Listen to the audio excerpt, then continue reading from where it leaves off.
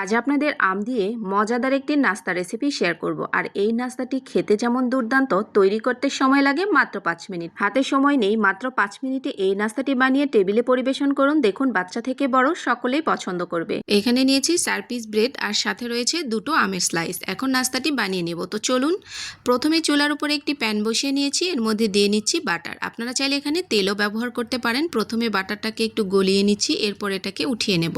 তো আমি এখানে 1 টেবিল চামচের মতো বাটার নিয়েছি। এখন একটা ব্রেডের পিস দিয়ে নিচ্ছি, এর মাঝখানে আম বসিয়ে নিয়েছি। এরপর আবারও একটা ব্রেডের স্লাইস দিয়ে নিলাম। তো এখন উল্টিয়ে পাল্টিয়ে এটাকে একটু ভেজে নেব।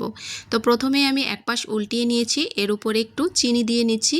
চিনিটা চাইলে স্কিপও করতে পারেন, দিলে খেতে বেশ ভালো লাগে। এরপর এই পাশটাও উল্টিয়ে নেব। তো এখানে আরও কিছুটা চিনি দিয়ে নিচ্ছি। তো দুই পাশে একটু হালকা মিষ্টি মিষ্টি হবে।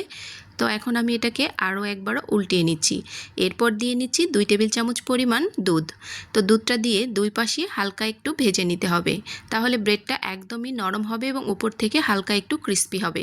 তো দেখে বুঝতে পারছেন নাস্তাটা তৈরি করা কতটা সহজ, আর এটা খেতেও অনেক বেশি মজাদার। বাসায় একবার হলেও ট্রাই করে দেখবেন। তো দেখুন, এটা হয়ে গেছে, এটাকে আমি নামিয়ে নেব। তো এরকম করে 2টো পিসই আমি ভেজে নেব। তো এটা তৈরি হয়ে গেছে, আপনাদেরকে একটু কেটে দেখাচ্ছি। এটা খেতে ভীষণ মজাদার হয়। সকালবেলা ঘুম থেকে উঠে এরকম হেলদি নাস্তা আপনারাও কিন্তু বাসায় তৈরি করতে পারেন। বাচ্চারা যদি আম খেতে না চায়, এভাবেও ট্রাই করতে পারেন। তো দেখেই বুঝতে পারছেন কত অল্প সময়ের মধ্যে নাস্তাটি তৈরি করে নেওয়া যায়। এরকম একটি নাস্তা টেবিলে থাকলে সবাই কিন্তু বেশ মজা করে খাবে। আজকের রেসিপিটি আপনাদের কাছে কেমন লেগেছে অবশ্যই লাইক এবং কমেন্টস করে যাবেন।